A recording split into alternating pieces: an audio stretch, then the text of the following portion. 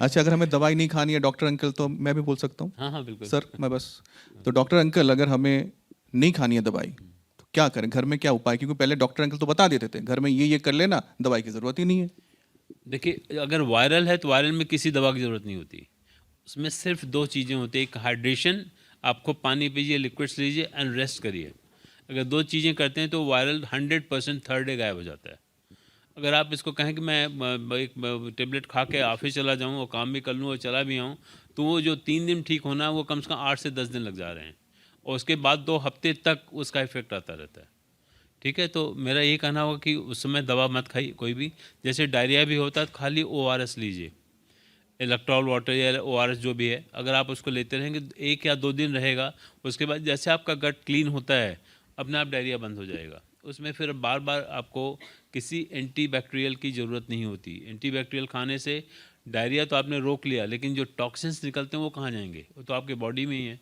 इसलिए जिसको डायरिया होता है कम से कम 3 4 दिन 5 दिन उठ नहीं पाता, कई बार उसकी किडनी श्रिंक कर जाती हैं। तो सबसे इम्पॉर्टेंट होता है आप प्रॉपर इनटेक आपका वाटर का अच्छा होना चाहिए। और मतलब कोई अननेसेसरी दवा मत खाइए। अगर बहुत खाना है तो आप एक बी कॉम्प्लेक्स लीजिए, या प्रोबायोटिक्स होते हैं प्रोबायोटिक ले सकते हैं, दही ले सकते हैं, और ऐसी चीज़ें लीजिए जो कि आपको आप हजम कर सकें उस समय। उसको रोकने की कोशिश मत करिए। जो बॉडी का ये सिस्टम है कि अगर आपको उल्टी हो रही है तो इसका मतलब कुछ गड़बड़ है आपके पेट में, जो आप बॉडी टॉलरेट नहीं करे, तो हो जाने दीजिए, उसको निकल जाने दीजिए। डायरिया हो तो बहुत होगा, 2 बार 3 बार 10 बार, इससे बियॉन्ड तो नहीं जाएगा, लेकिन उतना ही इलेक्ट्रॉल लेते रहिए, देखिए अपने आप बंद हो जाएगी, जब तक कि कोई इन्फेक्शन ना हो। अगर इन्फेक्शन होता है तो फिर आप अपने आप से दवा नहीं खाएंगे। आप प्रॉपर जाइए डॉक्टर के पास, उसका प्रॉपर उसका इन्वेस्टिगेशन कराइए, फिर दवा लीजिए।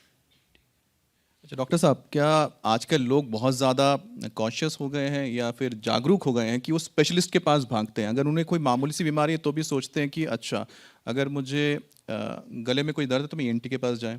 अगर आपको लगता है कि आपको हल्का सा पेट में कुछ दिक्कत आ रही है तो फिर हो सकता है कि वो उस हिसाब से डॉक्टर के पास चले जाएं, गैस्ट्रो के डॉक्टर के पास चले जाएं। लेकिन ये जो फैमिली डॉक्टर होते हैं और जो हमारे स्पेशलिस्ट डॉक्टर होते हैं, बड़े अस्पताल होते हैं, इनके बीच का फ़र्क क्या है? देखिए, बहुत सिंपल सी बात है।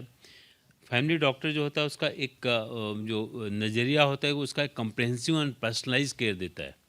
मतलब he takes everything from top to bottom, what all is happening, he knows about you. आपकी हिस्ट्री उसको मालूम है।